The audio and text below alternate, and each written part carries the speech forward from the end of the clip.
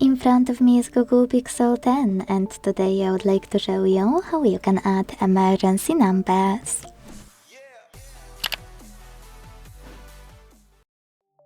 Start by going into settings and scrolling to hit safety and emergency.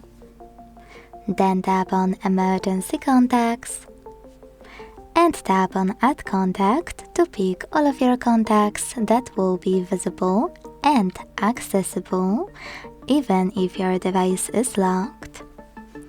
Tap on first contact, then do the same with all the other ones.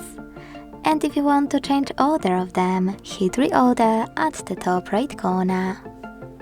Hold one, drag it, and hit Save at the top right one. Now to get rid of any contact, you can click on this X next to the one you wish to remove from this list and tap on Remove in the pop-up. Thanks so much for watching. If you enjoyed this video, leave a like, comment and subscribe. Bye!